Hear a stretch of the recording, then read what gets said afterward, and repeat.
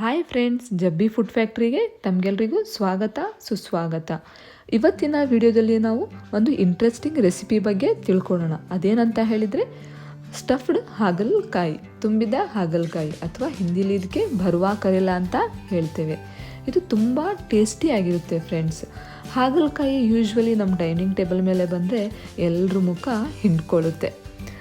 ಈ ಥರ ನಾನು ಇವತ್ತೇ ತಿಳಿಸುವಂಥ ರೆಸಿಪಿಯನ್ನು ನೀವು ಮಾಡಿಕೊಂಡ್ರೆ ಎಲ್ಲರೂ ಖುಷಿಯಾಗಿ ಹಾಗಲಕಾಯಿನ ತಿಂತಾರೆ.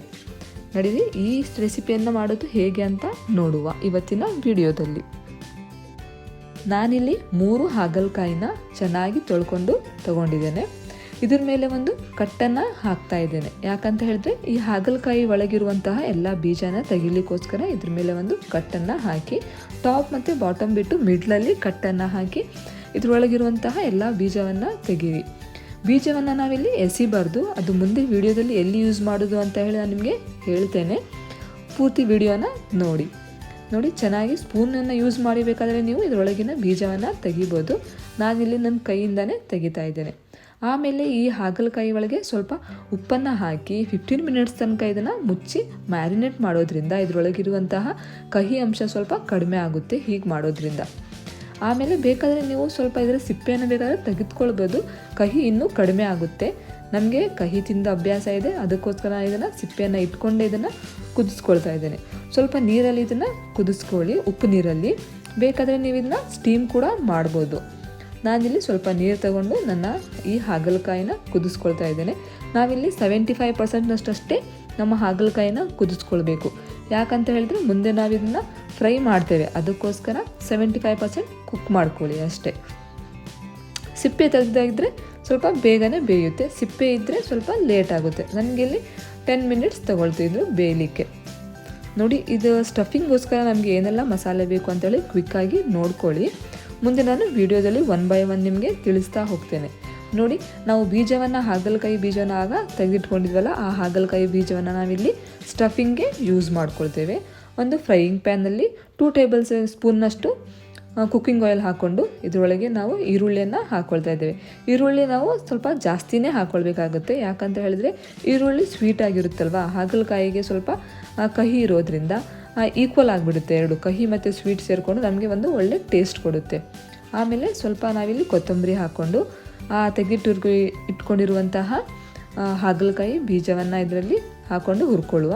ಸ್ವಲ್ಪ ಟೊಮ್ಯಾಟೊ ಹಾಕ್ಕೊಳ್ಳಿ, ಚೆನ್ನಾಗಿ ಹುರ್ಕೊಂಡಾದಮೇಲೆ ಇದಕ್ಕೆ ಮೆಣಸಿನ ಹುಡಿ 1 ಟೇಬಲ್ ಸ್ಪೂನಷ್ಟು, ನೀವು ಖಾರ ತಿನ್ನೋದಾಗಿದ್ದರೆ 2 ಟೇಬಲ್ ಸ್ಪೂನ್ ಹಾಕ್ಕೊಳ್ಳಿ. ಸ್ವಲ್ಪ ಅರಿಶಿನದ ಪುಡಿ, ಸ್ವಲ್ಪ ಉಪ್ಪು ಸ್ವಲ್ಪ ಕಡಿಮೆನೇ ಹಾಕ್ಕೊಳ್ಳಿ. ಆಮೇಲೆ ನಾವಿಲ್ಲಿ ಪುಟಾಣಿ ಪೌಡರನ್ನು ನಾವು ಪೇಸ್ಟ್ ಮಾಡಿಕೊಂಡು ಅಥವಾ ಪೌಡರ್ ಮಾಡಿಕೊಂಡು ಇದರಲ್ಲಿ ಹಾಕ್ಕೊಳ್ತಾ ಇದ್ದೇವೆ. ಆಮೇಲೆ ನಾವಿಲ್ಲಿ ಹುಣಸೆ ಹಣ್ಣನ್ನು ನೀರಲ್ಲಿ ನೆನೆಸಿಟ್ಟು ಅದರ ಪ್ಯೂರಿಯನ್ನು ಈ ಸ್ಟಫಿಂಗಲ್ಲಿ ಹಾಕ್ಕೊಳ್ತಾ ಇದ್ದೇನೆ. ಹುಳಿ ಆಗಿದ್ದರೆ ಸ್ವಲ್ಪ ತಿನ್ನೋಕ್ಕೂ ಚೆನ್ನಾಗಿರುತ್ತೆ. ಯಾಕಂದರೆ ಹಾಗಲಕಾಯಿ ಕಹಿ ಇರ್ತದೆ ಅಲ್ವಾ, ಹುಳಿ ಇದ್ದರೆ ಸ್ವಲ್ಪ ಟೇಸ್ಟ್ ಆಗಿರುತ್ತೆ ತಿನ್ನಲಿಕ್ಕೆ. ನೋಡಿ, ನಮ್ಮ ಸ್ಟಫಿಂಗ್ ಏನಿದೆ ಸ್ವಲ್ಪ ತಣದ ಮೇಲೆ ಈ ಹಾಗಲಕಾಯಿ ಒಳಗೆ ಹಾಕಿ ಸ್ಟಫಿಂಗನ್ನು ಫಿಲ್ ಮಾಡುವ. ನಿಮ್ಮ ಹಾಗಲಕಾಯಿ ಏನಾದರೂ ಚಿಕ್ಕದಾಗಿದ್ದರೆ ಸೈಜಲ್ಲಿ, ಅದಕ್ಕೆ ನಾವೇನು ಮಾಡ್ಬೋದು, ಒಂದು ದಾರ ತೊಗೊಂಡು ಈ ಸ್ಟಫಿಂಗ್ ಎಲ್ಲ ಫಿಲ್ ಮಾಡಿ ಆದಮೇಲೆ ದಾರ ತೊಗೊಂಡು ಇದನ್ನು ಸುತ್ತಿ ಕೂಡ ಇದನ್ನು ಫ್ರೈ ಮಾಡ್ಬೋದು. ಇಲ್ಲ ಈ ಥರ ನಾನು ತೊಗೊಂಡಿದ್ದೆನಲ್ಲ ಅಷ್ಟು ಉದ್ದುದ್ದು ನೀವು ಹಾಗಲಕಾಯಿ ಇದ್ದರೆ ಹಾಗೆ ಸ್ಟಫಿಂಗನ್ನು ಫಿಲ್ ಮಾಡಿ ಫ್ರೈ ಮಾಡ್ಬೋದು. ಮತ್ತು ಇದಕ್ಕೆ ಫ್ರೆಂಡ್ಸ್ ನೆನಪಲ್ಲಿ ಇಟ್ಕೊಳ್ಳಿ, ಒಂದು ಫ್ರೈ ಮಾಡುವಾಗ ಡೀಪ್ ಫ್ರೈ ಮಾಡಬಾರ್ದು, ಶಾಲೋ ಫ್ರೈ ಮಾಡಬೇಕು. ಯಾಕಂತ ಹೇಳಿದ್ರೆ ನಮ್ಮ ಸ್ಟಫಿಂಗ್ ಎಲ್ಲ ಎಣ್ಣೆಯಲ್ಲಿ ಮಿಕ್ಸ್ ಆಗಿಬಿಡುತ್ತೆ, ಅದಕ್ಕೋಸ್ಕರ ಶಾಲೋ ಫ್ರೈ ಮಾಡಬೇಕು. ನೋಡಿ, ಇಲ್ಲಿ ಸ್ಟಫಿಂಗ್ ಫುಲ್ಲಾಗಿ ನಮ್ಮ 3 ಹಾಗಲಕಾಯಿ ಪ್ಯಾನ್ಗೆ ಹೋಗಲಿಕ್ಕೆ ರೆಡಿಯಾಗಿ ಕಾಯ್ತಾ ಇದೆ.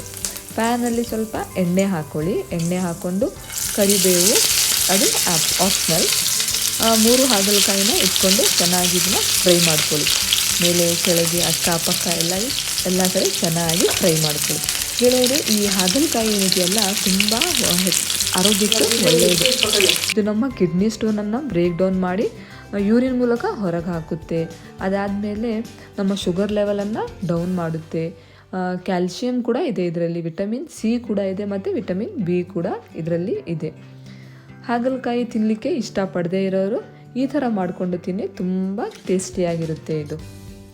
ಮತ್ತು ಸಿಪ್ಪೆಯನ್ನು ಸುಲ್ಕೊಂಡ್ರೆ ಇನ್ನೂ ಕಡಿಮೆ ಕಹಿ ನಿಮಗೆ ಕೊಡುತ್ತೆ. ನಾನಿಲ್ಲಿ ಸಿಪ್ಪೆ ಸುಲಿಲಿಲ್ಲ, ಯಾಕಂದರೆ ನನಗೆ ಕಹಿ ತಿಂದು ಅಭ್ಯಾಸ ಇದೆ. ಆರೋಗ್ಯಕ್ಕೆ ಒಳ್ಳೆಯದು ಅಂತ ಹೇಳಿದ ಮೇಲೆ ತಿಂದರೆ ಏನಾಗುತ್ತೆ ಹೇಳಿ. ಅದಕ್ಕೆ ನೀವು ಇದನ್ನು ಮನೇಲಿ ಮಾಡಿ ಟ್ರೈ ಮಾಡಿ, ಎಲ್ರಿಗೂ ಮಾಡಿ ಸರ್ವ್ ಮಾಡಿ.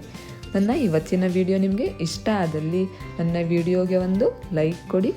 ಈ ವಿಡಿಯೋನ ನಿಮ್ಮ ಫ್ರೆಂಡ್ಸ್ ಒಟ್ಟಿಗೆ ಶೇರ್ ಮಾಡಿ ಮತ್ತು ನನ್ನ ಚಾನಲ್ಗೆ ತಪ್ಪದೇ ಮರೆಯದೆ ಸಬ್ಸ್ಕ್ರೈಬ್ ಮಾಡಿ. Thanks for watching.